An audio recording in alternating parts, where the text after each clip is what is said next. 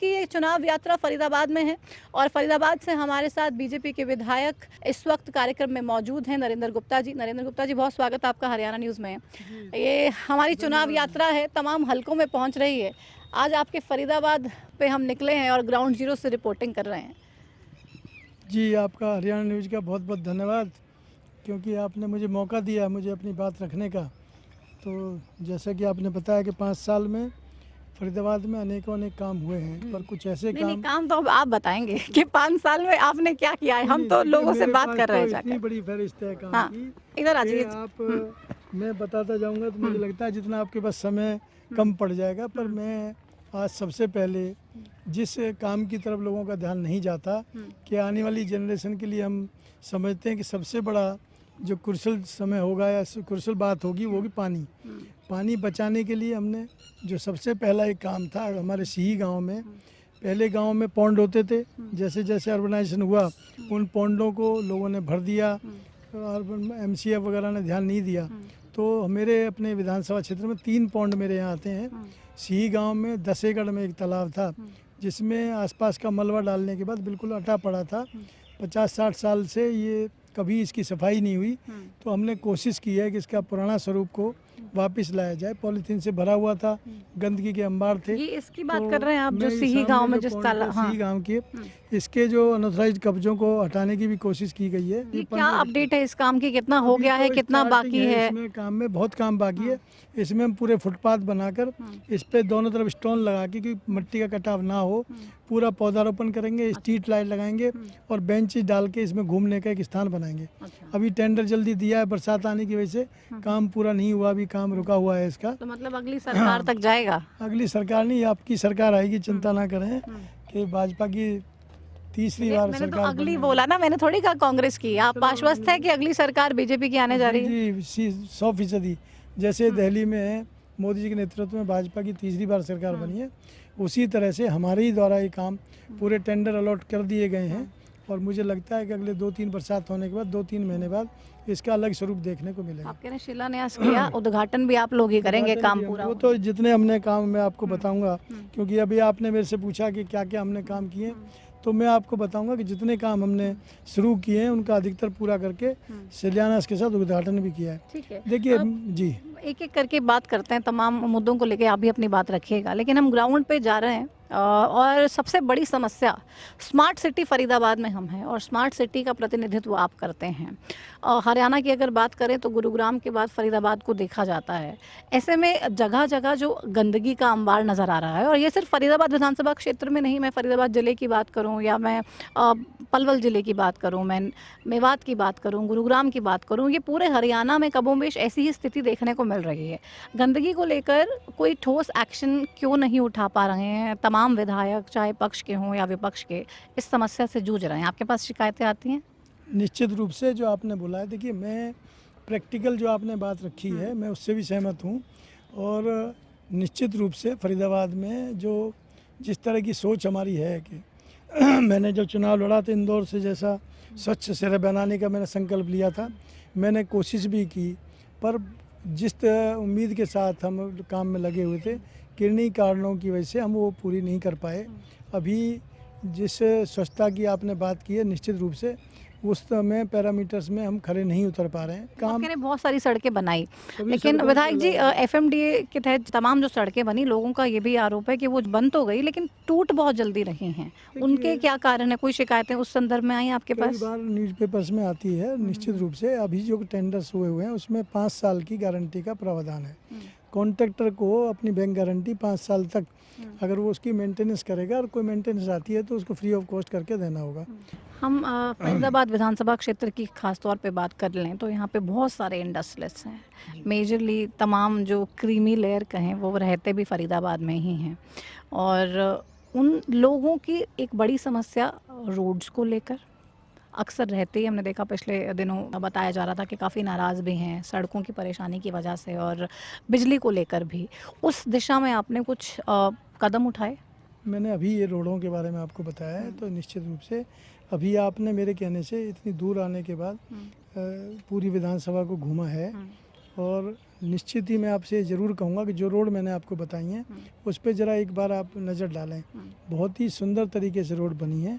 Cut तो बिजली के लग रहे हैं, अभी वो ये मौसम की वजह से है, बरसात की वजह से है, वो मुझे जानकारी वो नहीं है, लेकिन मेंटेनेंस वो के आप लिए लोग आपने ज़्यादा बता बिल्कुल पाएंगे। अभी बताया ना, मेंटेनेंस के समय अगर कोई कट लगता है तो अलग बात है। बिजली शॉर्टेज की कोई दिक्कत नहीं है। मेरी अपनी इंडस्ट्रीज भी हैं और मैं अपनी इंडस्ट्रीज का डाटा आपको दे सकता हूँ और किसी भी इंडस्ट्री का डाटा आप ले सकते हैं। सेक्टर 24 में जाइए आप। आपके विपक्षी तो कह मेरे- देंगे विधायक हैं, अपनी तरफ तो तमाम चीज़ें चलो, अच्छी मेरी आ जाए मेरी उसको छोड़िए। सुनिश्चित करेंगे। सेक्टर 24 में आप जाइए। मैं 5 इंडस्ट्री कोई नहीं बताता आपको, आप किसी 5 इंडस्ट्रीज में चले जाइए, उनके बिल में रीडिंग आती है कि कितने घंटे उनको बिजली मिली। Smart city Faridabad, smart meters भी लगा दिए, स्मार्ट सिटी को लेके बहुत सारे अलग अलग कार्यक्रम भी आप लोग चला रहे हैं, लेकिन कितना स्मार्ट बन पाया फरीदाबाद? अभी कूड़े की समस्या भी है, पानी की भी है, सड़कों की भी है, और कितना समय चाहिए बीजेपी सरकार को कि वो तमाम परेशानियों को दूर कर पाए और वास्तव में एक स्मार्ट सिटी बना पाए फरीदाबाद को? देखिए, स्मार्ट सिटी का बहुत बड़ा तोहफा फरीदाबाद को मिला था, पर जो स्मार्ट सिटी से हमें उम्मीदें थी, क्योंकि वो बहुत छोटा सा एरिया लिया गया था और वो अधिकतर एरिया स्मार्ट सिटी में बड़कल विधानसभा का आया था। वहाँ आपको वो प्रोग्रेस दिखाई भी देती है। फरीदाबाद विधानसभा के लिए हमारे को सिर्फ हमारा एक ही एरिया था, स्लम का थोड़ा सा एरिया लिया गया था, बाकी इसमें कोई एरिया नहीं था। एक्टिविटी आप बहुत जल्दी आने वाले 2 व्यवस्था महीने में, क्योंकि बिल्कुल चुनाव भी एकदम पीक पे होगा 2 महीने बाद, और अभी बस मारामारी सब टिकटों को लेकर रहने वाली है ना? टिकट का नाम सुनते ही एक स्माइल आ गई आपके चेहरे पे। बहुत सारे टिकटार्थी हैं इस बार, फरीदाबाद विधानसभा क्षेत्र से अमूमन होते भी हैं, इस बार भी हैं। क्या लगता है, नरेंद्र गुप्ता की टिकट कंफर्म है? देखिए, विश्वास है पार्टी हम पर? भाजपा के कहते हैं कि सच्चे सिपाही हैं।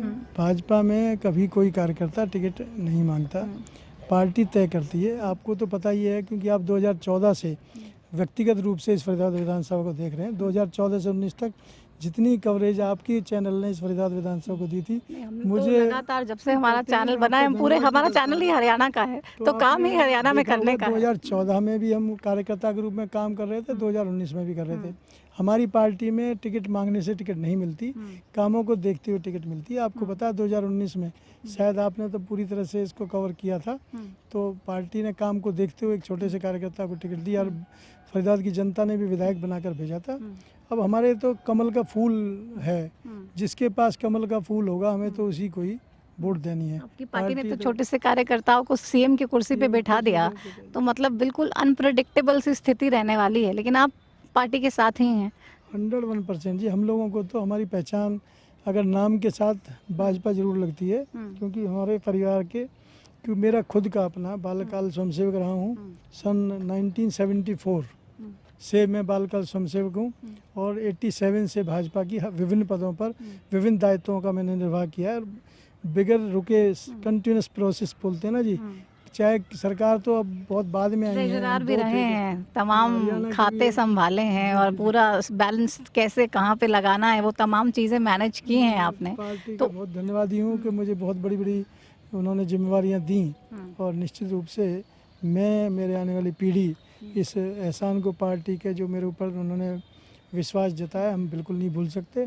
और जो भी परिस्थितियाँ होंगी, मुझे लगता है कि कार्यकर्ता पार्टी के बहुत ही अच्छी तरह से लगे हुए हैं और बहुत अच्छे परिणाम। दूसरी पार्टी के कार्यकर्ता भी बहुत अच्छे तरीके से लगे हुए हैं। ठीक है, तो लखन सिंगला पूरी ताल ठोक रहे हैं, कह रहे हैं इस बार तो तैयार है, कांग्रेस की सरकार आने वाली, लोगों ने मन बना लिया है, भाजपा जाने वाली है, भाजपा साफ। लोकसभा में हाफ तो हो गए, अब लगता है विधानसभा में साफ हो पाएंगे, कर पाएंगे? पूछिए ना आप, जो हमारे कांग्रेस के साथी हैं, वैसे मैं नाम कभी नहीं लेता। मैंने 2019 का चुनाव लिया था, पूरे चुनाव प्रचार में एक बार भी अपने प्रतिनिधि का नाम नहीं लिया, क्योंकि मैं अपने कामों के ऊपर चुनाव में जाता हूँ। मेरी आदत किसी की कमियों को गिनाने की नहीं है, वो जनता खुद देखेगी, वो फैसला करेगी। इस बार उन्होंने भोली वाली जनता को गुमराह करने की कोशिश की। कुछ भी कर ले, विधानसभा में भाजपा साफ नहीं होगी।